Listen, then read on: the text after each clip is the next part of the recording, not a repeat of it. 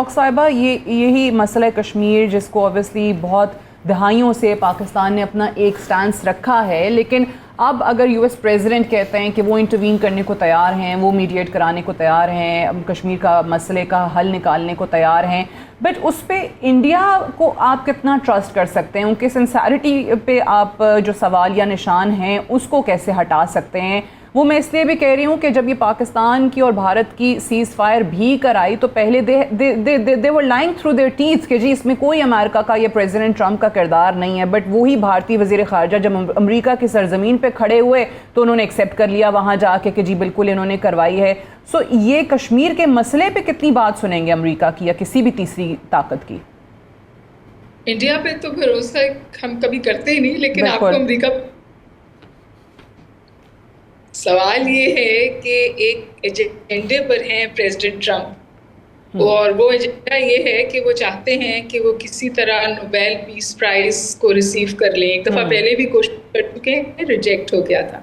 इससे पहले ओबामा ने भी बहुत कोशिश की थी कश्मीर के इशू को रिजॉल्व करने की और नोबेल पीस प्राइज के हसूल की। मनमोहन सिंह साहब की भी ये ख्वाहिश थी कि वो कोई रेजोल्यूशन ऑफ द कॉन्फ्लिक्ट कर लें और नोबेल पीस प्राइज का हसूल में रास्ता बन जाए। लेकिन देखिए, सवाल ये है कि जो ग्राउंड पे रियलिटीज़ हैं ना, वो बिल्कुल मुख्तलिफ हैं। कुछ जब एक कॉन्फ्लिक्ट जो है वो श्रिंक होता या हल की तरफ जाता, ये कॉन्फ्लिक्ट जो है कॉम्प्लिकेट हुआ है और एक्सपैंड हुआ है। इस वक्त मेरा तो बहुत ये थ्रस्ट है, और मैं हमेशा इस हवाले से बात करती हूँ कि इस पानी के साथ जुड़ गई सिक्योरिटी, फूड सिक्योरिटी भी और वाटर सिक्योरिटी भी, और तब तक वो ट्रीटी अबायंस में है, और उस ट्रीटी का अबायंस होना इटसेल्फ सोर्स ऑफ कॉन्फ्लिक्ट है, सोर्स ऑफ वॉर है। अबायंस का कोई लीगल स्टेटस नहीं है। ये बात वजह है कि फौरी तौर पर इंडिया ना तो पाकिस्तान का पानी बंद कर सकता है, ना ऐसे कोई और स्टेप ले सकता है, क्योंकि बिल्कुल वाज़े तौर पर एक्चुअली चाइनीज स्कॉलर्स ने ये बात कही है कि अगर आप के पानी के साथ खिलवाड़ कर सकते हैं तो फिर यह जो पानी आता है ब्रह्मपुत्रा से, उसके साथ भी खिलवाड़ की जा सकती है। लेकिन कमिंग बैक टू कश्मीर, मेरा नहीं ख्याल कि कश्मीर का इशू अब आइसोलेशन में देखा जा सकता है। कश्मीर का इशू तो एक मोदी ने अपनी मैनिफेस्टो का हिस्सा बनाया था और उसको पूरा करने की कोशिश की और कुछ स्टेप्स लिए, और उन स्टेप्स ने बैकफायर किया। लेकिन जो ओवरऑल मोदी की पॉलिसी है इंडिया के हवाले से, माइनॉरिटीज़ के हवाले से, उसमें सिर्फ मुसलमान और कश्मीर नहीं है, उसमें क्रिश्चियंस भी हैं, उसमें दालित्स भी हैं जो लोअर का हैं, और इसमें मुस्लिम्स, मतलब ये आदमी तो गुजर और गुजरात है ना, तो गुजरात में भी मुसलमानों का मैसेकर किया है। तो आप ये कैसे सोच सकते हैं कि वो कश्मीर पर कोई पेशरफ्त हो? फिर एक बात और साथिया याद रखिए, जब ये 4 दिन की वॉर हुई तो उन्होंने कहा मुद्दा अब ये नहीं है कि कश्मीर हमने ऑक्यूपाई किया हुआ है, मुद्दा ये है कि जो कश्मीर पाकिस्तान के पास है वो हमें वापस एग्जैक्टली, बिल्कुल। और उससे पहले भी वो ये कोशिश कर सके। एक ज़माने में उन्होंने गिलगित बल्तिस्तान का मौसम भी अपने टीवी पे नशर करना शुरू कर दिया, और उसके ऊपर से उन्हें एक पुशबैक मिला चाइना की तरफ से, क्योंकि गिलगित बल्तिस्तान जो है वो तो गेटवे है सिर्फ का चाइना इकोनॉमिक कॉरिडोर का, और वो तो आप सोचिए कि किस तौर इंडिया की आंख में खटकता है, आप सोच भी नहीं सकते। तो वो चेंजिंग डायनेमिक्स हैं, वो ये हैं कि इस वक्त खित्ते में ना सिर्फ ये कि इंडिया आइसोलेटेड है, बट इंडिया अपनी फॉरेन पॉलिसी की वजह से शक की निगाह से देखा जाने लगा है।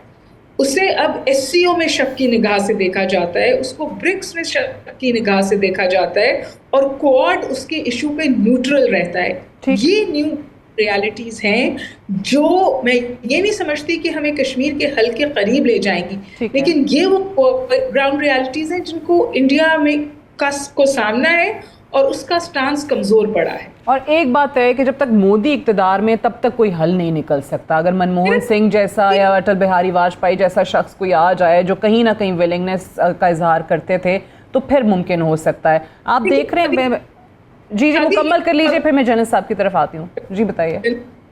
ये भी बहुत खतरनाक बात है कि जब तक मोदी सरकार जो है वो पावर में نہ دیکھا. اس وقت مودی اتنا ڈیسپریٹ ہے کہ وہ کچھ بھی کرے گا کہ وہ اقتدار میں رہے. بالکل صحیح. رکھنے کے وہ مسلم ہیٹ اور پاکستان ہیٹ مونگرنگ پیراڈائم پہ کام کرتا ہے. You are absolutely right. Doctor صاحبہ مجھے ایک چیز بتائیے کہ ابھی انہوں نے انگلوریس آئس کا ذکر کیا, انڈیا اینڈ اسرائیل. ہم دیکھتے ہیں کہ جو نیتن یاہو کی پلے بک ہے وہی مودی اس پہ عمل کر رہا ہے, دونوں جو ہیں وہ ایک ہی روش پہ چل رہے ہیں. اب یہاں پر سوال یہ پیدا ہوتا ہے کہ اسرائیل کی جو بھی فلسطین میں سرگرمیاں ہیں وہ اوبویسلی پوری دنیا کے سامنے ہیں. وہ شخص بنجمن نیتن یاہو جو کہ ایک عالمی عدالت سے ایک کانوکٹ ہو, اس کو سزا ہو چکی ہو, اب وہاں پہ دنیا خاموش ہے اور وہ بھی اوبویسلی دیکھتا ہے, مودی بھی دیکھتا ہے, بھارت بھی دیکھتا ہے کہ جناب when he can get scot free تو ہمیں کون روکے گا, ہمیں کون پوچھے گا. میں آپ سے یہی گزارش کر رہی تھی نا کہ جو کچھ ہوا ہے اس سے انڈیا کی انسیکیورٹی بڑھی ہے, تو اس کی وجہ سے جو گراؤنڈ پہ ہو رہا ہے وہ مجھے بہت پازیٹیو نہیں لگتا. سب سے بڑی بات یہ کہ انڈیا نے ڈیفینس ایکسپینڈیچر بڑھایا ہے. جی, India left right and centre اس وقت ڈیفینس پرچیزز کر رہا ہے. وہ رشیا سے بھی آرمز خریدنا چاہتا ہے, وہ یورپ سے بھی خریدنا چاہتا ہے, وہ امریکہ سے بھی خریدنا چاہتا ہے, اور ان کی ڈپلائمنٹ پاکستان اسپیسیفک ہے. اور مودی کی سیاسی بقا کے لیے یہ ضروری ہے کہ نہ صرف یہ کہ وہ موجودہ کشمیر پر قابض رہے, بلکہ اس کشمیر میں جو وہ ڈیموگرافک چینجز کر رہے ہیں نا جی, کہ وہ پنڈت کو لا کے بسا رہے ہیں, وہ اس کو بھی ایسکلیٹ کریں, اور وہ ایسکلیٹ کر رہا ہے. اور یہ آپ بالکل بجا فرما رہی ہیں کہ وہ اسرائیل سے انسپائر ہوتا ہے. تو غزہ کو کہتے تھے largest open air prison on the face of, لوگ کشمیر کو بھی وہی کہتے ہیں. بالکل. بھی وہ اپنے لوگوں کو بھی نہیں جانے دیتے ہیں, اپنے جرنلسٹس کو بھی نہیں جانے دیتے ہیں. یہ جو صورتحال ہے وہ بہتر ہوتی ہوئی نظر نہیں آ رہی. مجھے یہ تو نظر آتا ہے کہ پاکستان از آن اے وننگ اسٹریک. ٹھیک ہے. فورن پالیسی پہ بہت امیزنگ فٹ ورک کیا ہے, اور پاکستان پوزیشن ویلیڈیٹ ہوئی ہے. کیا یہ پوزیشن ویلیڈیٹ ہوگی in the resolution of the Kashmir issue? وہ آپ کہہ رہی ہیں کہ اتنی پازیٹیو صورتحال نہیں ہے. Right. Unfortunately, I've run out of time. I end up here. Dr. Huma Bakai and General Samresh Salik Sahab, thank you very much for joining me today on the show. Gaza میں خون بہنے کا سلسلہ پہلے سے تیز ہو چکا ہے, لیکن غزہ میں زخمیوں کو فراہم کرنے کے لیے خون اب ختم ہو چکا ہے. گزشتہ کئی ماہ کی فاقہ کشی اور بھوک کے بعد آج غزہ کے کسی رہائشی میں خون دینے کی صلاحیت نہیں بچی. کسی کے جسم میں خون کی اتنی مقدار موجود نہیں